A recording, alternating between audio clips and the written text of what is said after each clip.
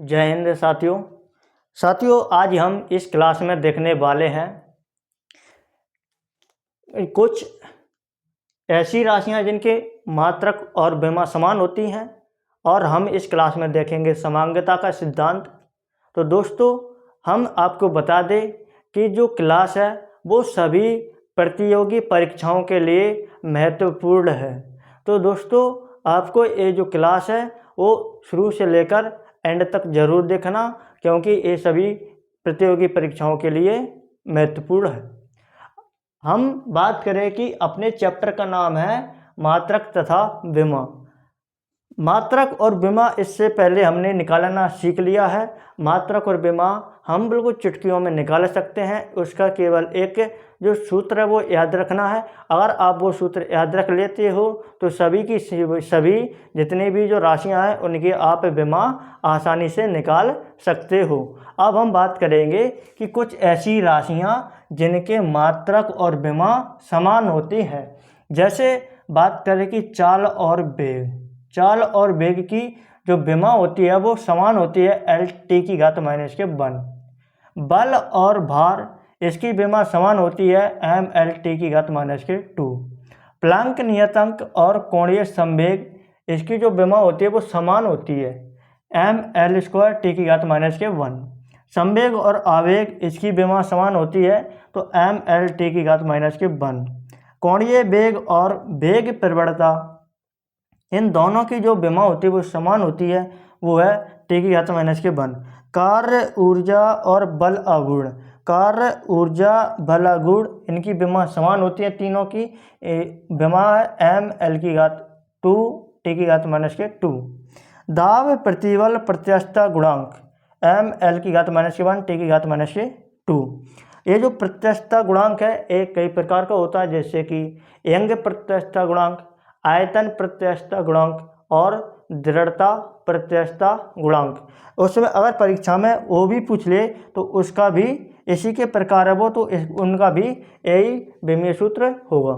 हमने देख लिया किन किन राशियों की जो विमा होती है वो समान होती है, इन राशियों का होता है। और भी अपन कह सकते हैं जैसे कि दूरी का मात्रक मीटर, विस्थापन का मीटर, तो इनकी विमा हो जाएगी केवल और केवल किसका TL, केवल विमा हो जाएगी L। अब हम बात करते हैं कि कुछ ऐसी राशियां होती हैं जिनका मात्रक नहीं होता है। मात्रक नहीं होता तो उनका विमा भी नहीं होगी। तो ऐसी कौन कौन सी राशियां हैं जिनके मात्रक नहीं होते और विमा भी नहीं होती? तो वो जो राशियां हैं वो है आपेक्षिक घनत्व, आपेक्षिक आर्द्रता, विकृति, घर्षण गुणांक, आवर्धन क्षमता। और भी लिख सकते हैं जैसे कि कोण होता है, इसको तो अपन ने देखा भी था कोण को कि चाप बटे त्रिज्या। चाप को हम मीटर में मापते हैं, त्रिज्या को भी मीटर में मापते हैं, तो मीटर से मीटर कैंसिल, तो अपना हो जाता है मात्राहीन एवं विमाहीन।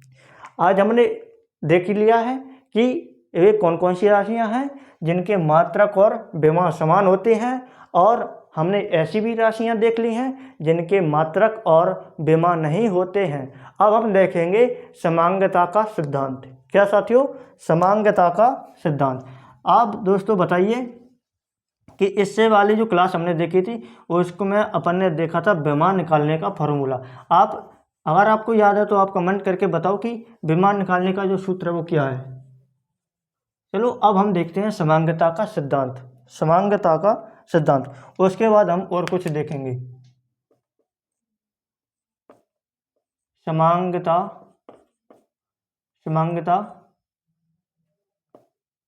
का सिद्धांत।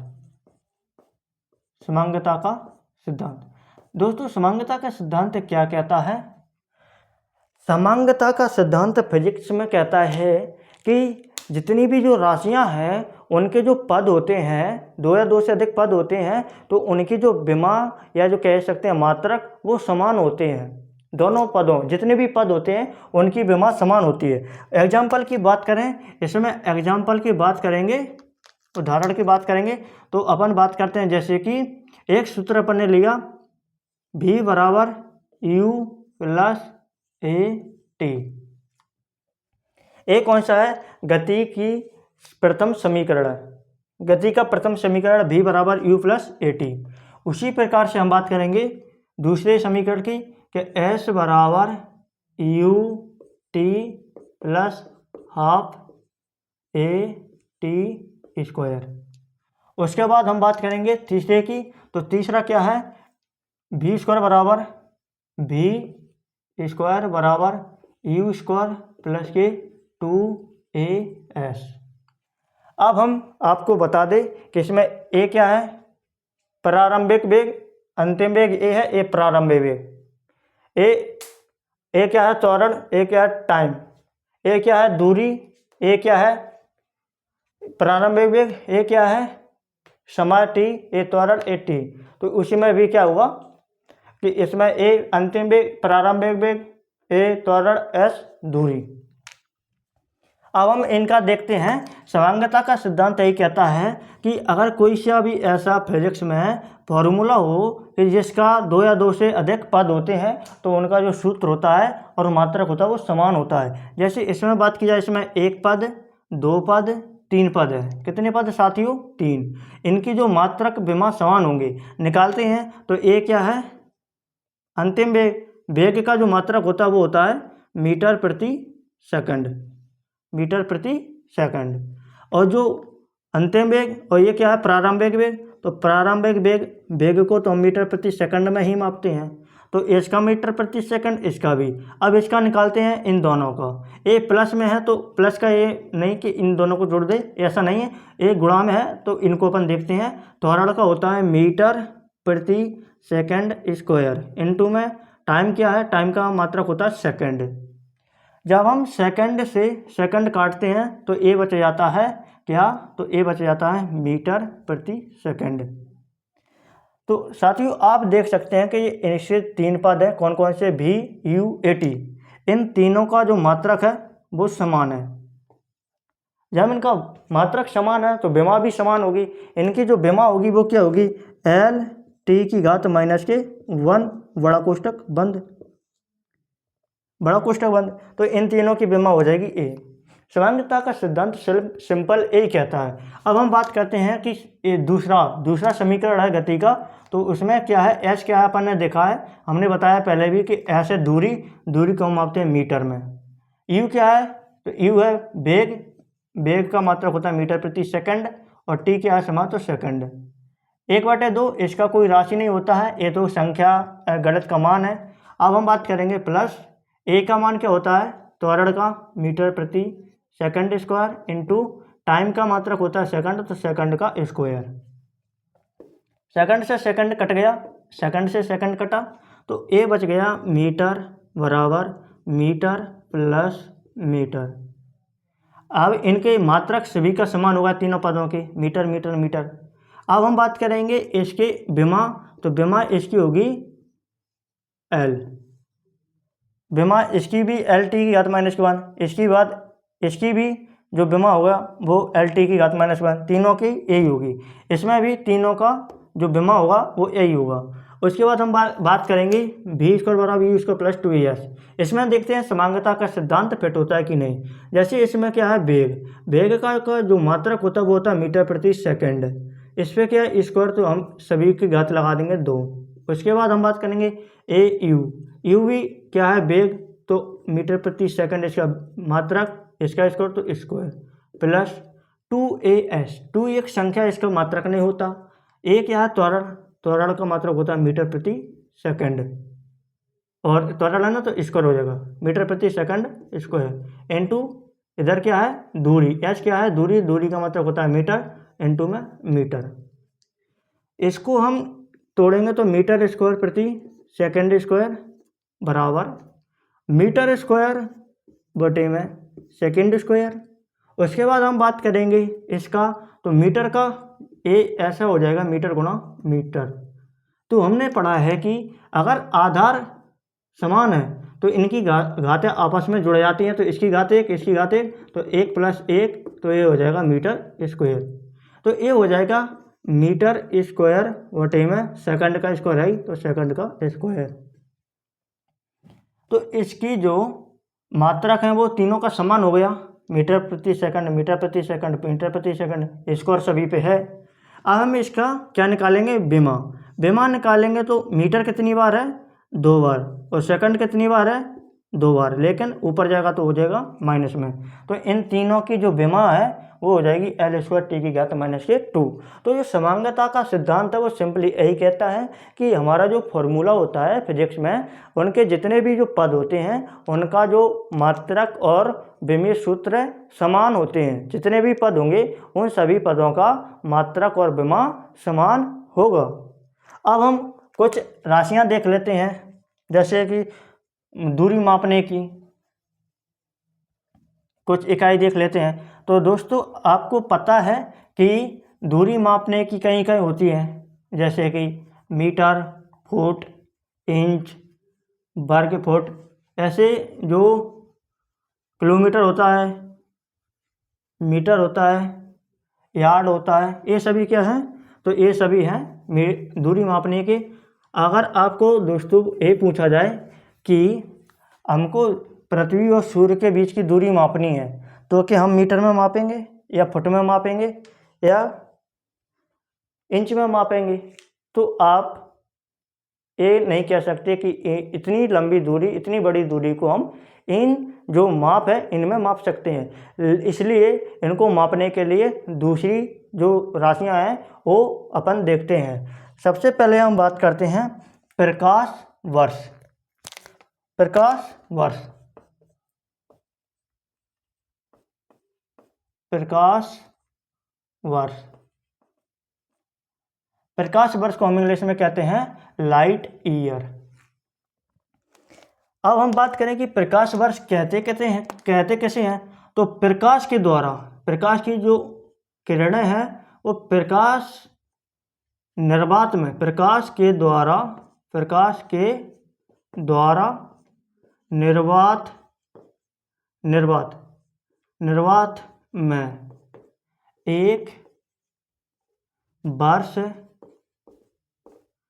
वर्ष में तय की गई कुल दूरी। हम इसको समझते है क्या, तो जो प्रकाश की जो किरणें आती हैं हम तक, तो वो निर्वात में होती हैं। निर्वात बोले तो जहाँ पर वैक्यूम यानी कि हवा नहीं होती है, तो हमारा जो वायुमंडल से ऊपर जाएंगे अंतरिक्ष में तो उसमें कोई भी वायुमंडल नहीं है बोल सकते, तो उसमें निर्वात है। जैसे हम वायुमंडल में प्रवेश करते हैं तो उसमें कई प्रकार की गैसें आ जाती हैं, तो वो निर्वात नहीं है। ये वायुमंडल से जो ऊपर अंतरिक्ष है उसमें निर्वात है। तो उसी निर्वात में कहेंगे कि प्रकाश के द्वारा निर्वात में एक साल में कितनी दूरी तय करता है, उसी को हम कहते हैं एक प्रकाश वर्ष। दोस्तों परिभाषा समझ में आ गया कि प्रकाश के द्वारा निर्वात में एक वर्ष में कुल कितनी दूरी तय करेगा, उसी को हम एक प्रकाश वर्ष कहते हैं। अब हम बात करें कि एक प्रकाश वर्ष का मान कितना होता है। एक प्रकाश वर्ष, एक प्रकाश वर्ष, एक जो प्रकाश वर्ष है उसका मान होता है 9.7 गुणा 10⁻15 मीटर, इतना मीटर है। तो प्रकाश वर्ष अगर हम मीटर में मापेंगे तो इतना हो जाएगा 10⁻15, बोले तो 10⁻15 यानी कि 10 लिख के ऐसे 15 जीरो लगा दो, एक के बाद 15 जीरो लग जाएंगी, इतना बड़ा मान है। अगर आप पढ़ सकते हो तो पढ़ लो। तो हम मीटर में मापेंगे तो इतना मान हो जाएगा, लेकिन हम उसको अगर प्रकाश वर्ष में कहेंगे तो सिंपल सी बात है, एक प्रकाश वर्ष कहना है। उसमें मान कितना होगा मीटर में, तो 9.6467 गुणा 10⁻15 मीटर। अब हम बात करेंगे कि एक हो गया प्रकाश वर्ष। अब हम बात करते हैं खगोलीय इकाई। खगोलीय इकाई, खगोलीय इकाई को इंग्लिश में कहते हैं एस्ट्रोनॉमिकल यूनिट। अब हम बात करें कि खगोलीय इकाई क्या होती है। खगोलीय इकाई बात करते हैं जैसे हमारा जो सूर्य है और जो पृथ्वी है, सूर्य और पृथ्वी, सूर्य और पृथ्वी के मध्य दूरी मापने की इकाई के बीच की दूरी, सूर्य और पृथ्वी के बीच की दूरी को एक खगोलीय इकाई कहते हैं। क्या कहते हैं? एक खगोलीय इकाई कहते हैं। तो सूर्य और जो पृथ्वी है उनके बीच की दूरी को मापने के लिए हम किसका प्रयोग करते हैं? तो खगोलीय इकाई का प्रयोग करते हैं। दूरी को यहाँ पे लिख सकते हैं साथियों आप, मापने के लिए, मापने के लिए जिस राशि का हम प्रयोग करते हैं उसे अपन बोलते हैं खगोलीय इकाई। अब हम बात करेंगे कि एक खगोलीय इकाई का मान कितना होता है। एक एस्ट्रोनॉमिकल यूनिट, तो एक AU, एक AU बराबर हो जाएगा 1.496 गुणा 10⁻11 मीटर, 11 मीटर।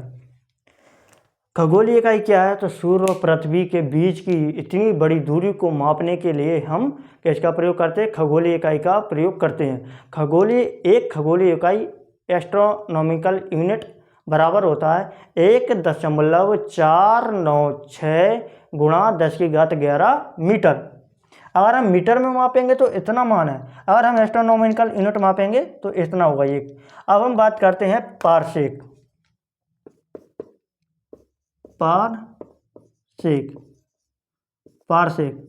पारसेक भी दूरी मापने की इकाई है। क्या?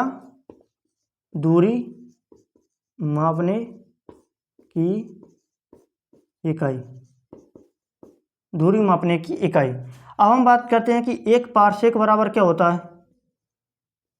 एक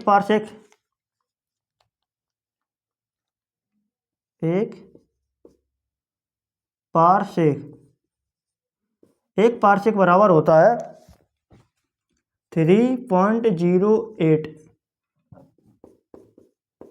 गुणे 10⁻16 मीटर। या अपन कह सकते हैं कि एक पारसेक बराबर होता है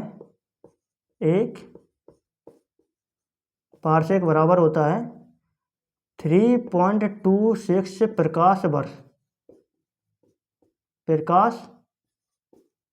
वर्ष। यहाँ पे 3 दूना 6 है, 3 दूना 6 बोले तो 3.26 क्या है? तो प्रकाश वर्ष। तो साथियों हमने देखा है ये तीनों दूरी मापने की इकाई है। प्रकाश वर्ष भी हम दूरी को मापते हैं, खगोलीय इकाई में भी दूरी को मापते हैं और पारसेक में भी दूरी को मापते हैं। तो दोस्तों आपको यहाँ से परीक्षा में यही पूछा जाता है कि प्रकाश वर्ष है, प्रकाश वर्ष आपको वैसे नाम में याद दिख रहा है कि वर्ष है, लेकिन हम इसको वर्ष नहीं मापते हैं, इसको हम मापते हैं क्या? दूरी। तो दूरी मापने के लिए हम किन किन राशियों का प्रयोग करते हैं? ये है बड़ी बड़ी दूरियों को मापने के लिए प्रकाश वर्ष, खगोलीय इकाई और पारसेक। अब हम बात करें कि जो प्रकाश वर्ष है वो किसे कहते हैं? तो प्रकाश के द्वारा निर्वात यानी कि जहाँ वायु ना हो वहाँ पे एक साल में कितनी दूरी तय करता है उसी को हम प्रकाश वर्ष कहते हैं। एक प्रकाश वर्ष बराबर होता है 9.496 गुणा 9.467 गुणा 10⁻15 मीटर। तो 9.467 गुणा 10⁻15 मीटर ये क्या हो गया? एक प्रकाश वर्ष। अब हम देखते हैं खगोलीय इकाई। तो जो सूर्य और पृथ्वी के बीच जो दूरी मापी जाती है वो खगोलीय इकाई के द्वारा मापी जाती है। एक खगोलीय इकाई बराबर होता है 1.496 गुणा 10⁻11 मीटर। अब हम बात करते हैं कि पारसेक भी दूरी मापने की इकाई है। अब हम बात करेंगे कि एक पारसेक बराबर कितना होता है। तो एक पारसेक बराबर 3.08 मीटर। अगर हम इसको प्रकाश वर्ष में कहेंगे तो एक पारसेक बराबर हो जाएगा 3.26 प्रकाश वर्ष। तो दोस्तों आपको ये क्लास आज अपन यहीं पे समाप्त करते हैं, कल हम इसके आगे पढ़ेंगे। साथियों आप सभी को ये क्लास कैसी लगी आपको कमेंट ज़रूर करना है, क्योंकि जब तक हम हम आपको पढ़ाते रहेंगे, आप कमेंट नहीं करेंगे तो हमको पता ही नहीं चल पाएगा कि हमें क्या कमी है, हम उन कमियों को सुधार नहीं पाएंगे। तो इसलिए आपको अच्छा या ख़राब, बुरा या अच्छा, कैसा भी कमेंट अवश्य करना है, ताकि हमको पता चल सके कि हम क्या कमियां हैं, हम किन कमियों को सुधार सकते हैं। तो साथियों आपको कमेंट अवश्य करना है। तो दोस्तों आज की क्लास को यहीं पे समाप्त करते हैं। Thank you. जय हिंद साथियों, धन्यवाद।